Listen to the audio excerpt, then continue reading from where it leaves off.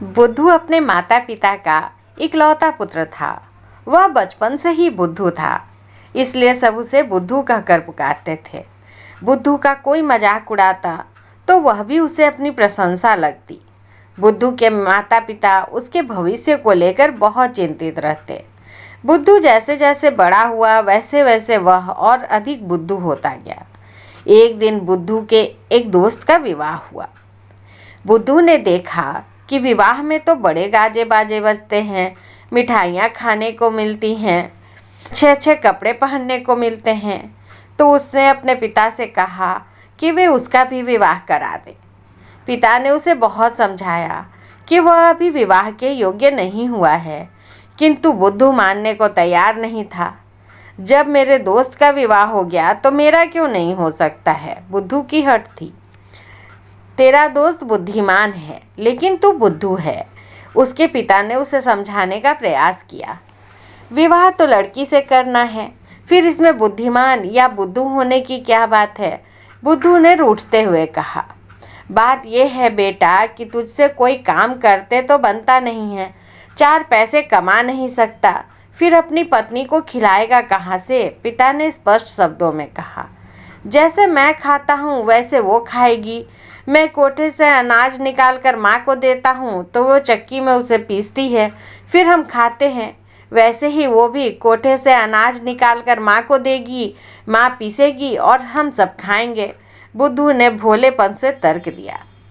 पिता समझ गया कि बुद्धू किसी भी तरह से मानेगा नहीं, अतः उसने बुद्धू को बहलाने का प्रयास किया।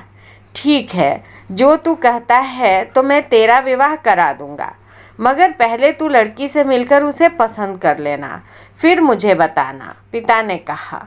मुझे लड़की कहाँ मिलेगी, बुद्धू ने पूछा। तू जब खेत की रखवाली करने जाएगा तो मैं लड़की को तेरे पास भेज दूंगा, पिता ने कहा। हाँ, ये ठीक रहेगा, बुद्धू खुश होकर बोला।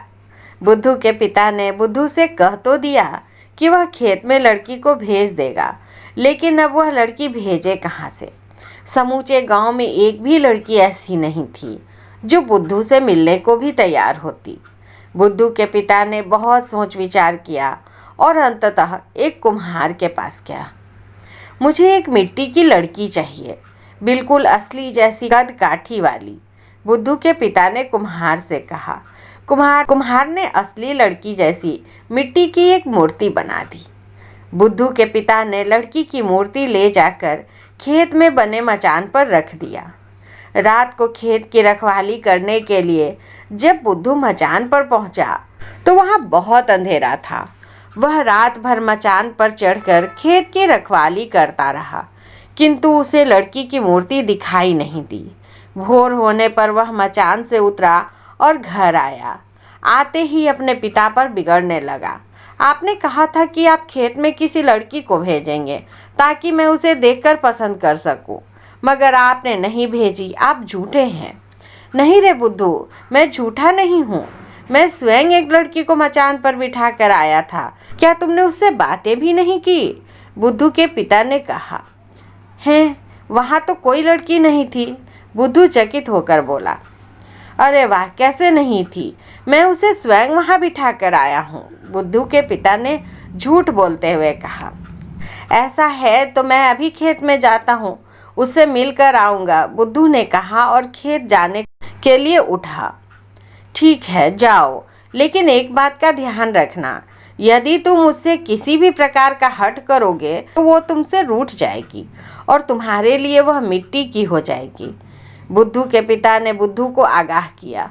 बुद्धू का पिता जानता था कि जब लड़की की मूर्ति बुद्धू के प्रश्नों का उत्तर नहीं देगी तो बुद्धू हट करेगा और उसे लगेगा कि उसके हट करने के कारण लड़की मिट्टी की हो गई है। बुद्धू दौड़ा दौड़ा खेत पर पहुंचा। उसी समय पड़ोस के खेत वाले ने अपने खेत से जंगली सुअर को भगाया। जंगली सुअर उसी ओर भागा जिधर बुद्धू के खेत का मचान था। इधर बुद्धू भी अपने खेत की मचान की ओर आ रहा था। सुअर बुद्धू को अपनी ओर आता देखकर हड़बड़ा कर पलटा और मचान से टकराकर भागा। सुअर के टकराने से बांस बल्ली की बनी मचान हिल गई और उस पर रखी लड़की की मूर्ति नीचे गिरकर टूट गई। जब बुद्धू ने मचान का चढ़ान देखा तो उसे लड़की नहीं मिली। बुद्धू तो था बुद्धू। उसने समझा कि सूअर उसकी होने वाली पत्नी को लेकर भाग रहा है। बस फिर क्या था, बुद्धू सूअर के पीछे दौड़ पड़ा। आगे आगे जंगली सूअर और पीछे पीछे बुद्धू। दोनों भागते भागते घने जंगल में जा पहुँचे। सूअर को तो जंगल का चप्पा चप्पा पता था, इसलिए वह पलक झपकते ही किसी झुरमुट में गायब हो गया। मगर बुद्धू जंगल में भटक गया। बहुत देर तक भटकने के बाद बुद्धू जंगल के पार एक दूसरे गांव जा पहुंचा। गांव के बाहर एक कुआं था। उस कुएं पर गांव की लड़कियां पानी भर रही थीं। बुद्धू ने उन लड़कियों को ध्यान से देखा। उनमें से एक लड़की बुद्धू को भा गई। बुद्धू को लगा कि यह वही लड़की है जिसको सूअर भगा लाया है। बुद्धू ने आव देखा न ताव लड़की का हाथ पकड़कर अपने साथ ले जाने लगा। पानी भरने आई लड़कियों में चीख पुकार मच गई। वह लड़की भी सहायता के लिए पुकारने लगी जिसका हाथ बुद्धू ने पकड़ रखा था। लड़कियों की चीख पुकार सुनकर गांव वाले वहां आ गए। उनमें उस लड़की का पिता भी था। तुमने मेरी बेटी का हाथ क्यों पकड़ रखा है? लड़की के पिता ने बुद्धू से पूछा। ये मेरी होने वाली पत्नी है, मैं इसे अपने साथ ले जाने आया हूँ, बुद्धू ने कहा। किसने कहा कि ये तुम्हारी होने वाली पत्नी है? लड़की के पिता ने पूछा। मेरे पिता ने, बुद्धू ने उत्तर दिया। यदि ऐसा है तो तुम्हारे होने वाली पत्नी को लेने के लिए तुम्हारे साथ तुम्हारे पिता को भी आना चाहिए। वे क्यों नहीं आए? तुम अकेले क्यों आए? लड़की के पिता ने पूछा।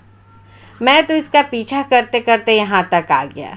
इसे तो सूअर भगा लाया था, लेकिन अब चिंता न करें, मैं इसे अपने साथ ले जाऊंगा, बुद्धू ने कहा। हैं, इसे सूअर भगा कर लाया था?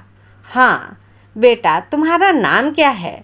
तुम मुझे अपना नाम बताओ और पूरी घटना बताओ, क्योंकि मैं इस लड़की का पिता हूँ और तुम्हारा होने वाला ससुर हूँ, लड़की के पिता ने कहा।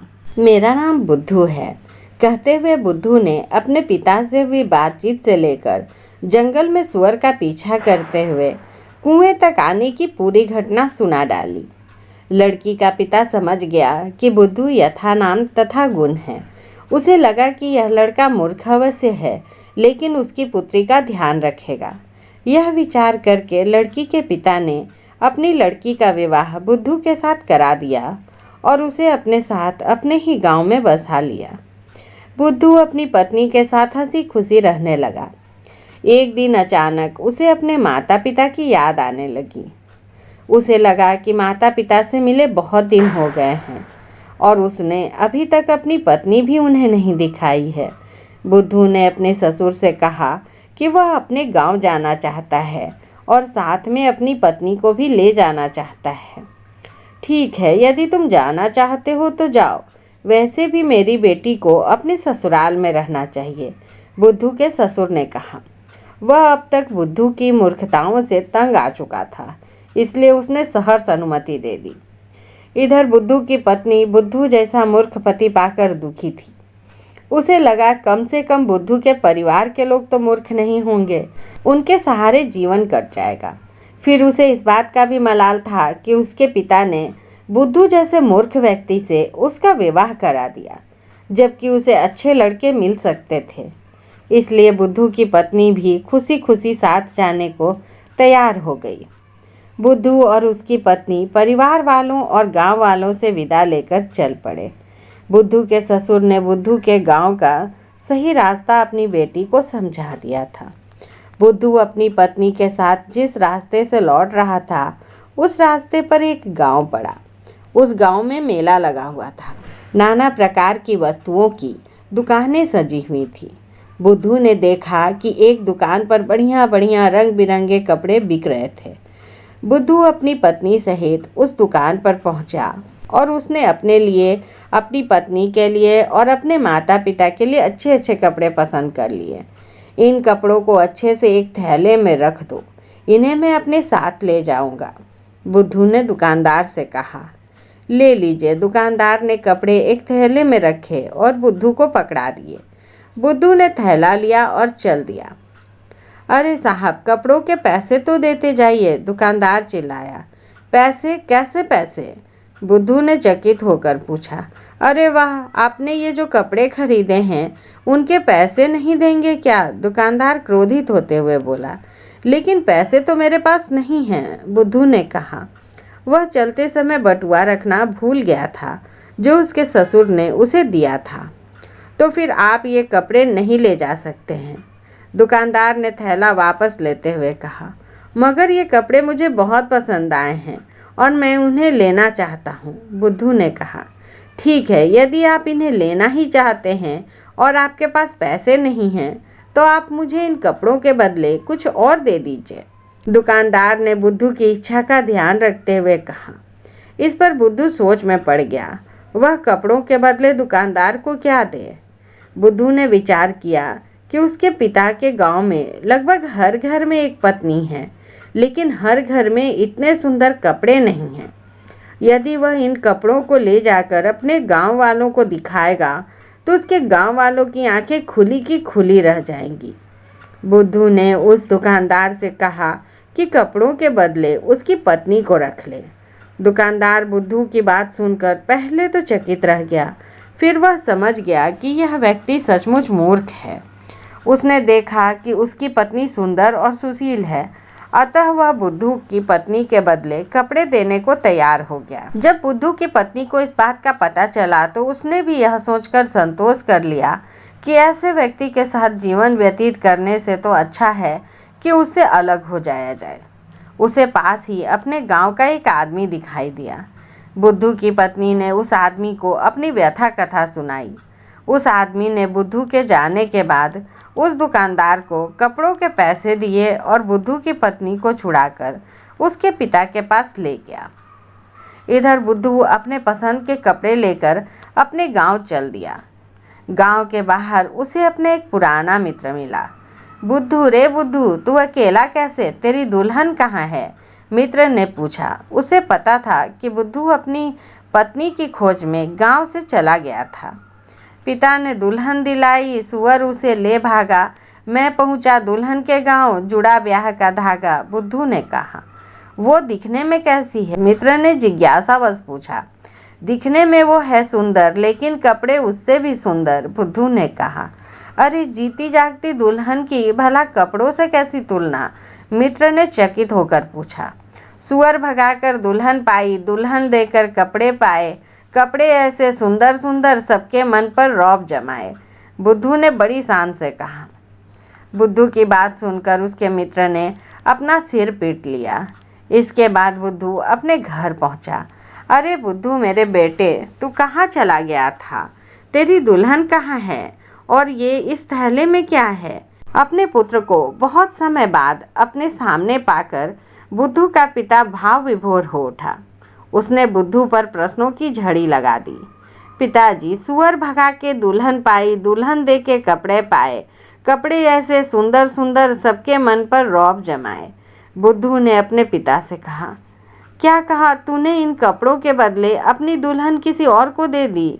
बुद्धू के पिता अवाक रह गए। बुद्धू के पिता ने भी अपना माथा ठोक लिया। वे समझ गए कि बुद्धू सदा बुद्धू ही रहेगा। इधर बुद्धू को अपनी पत्नी के जाने का कोई दुख नहीं था। वह तो अपने मन के सुंदर सुंदर कपड़े पाकर खुश था। इसी को कहते हैं यथा नाम तथा गुण।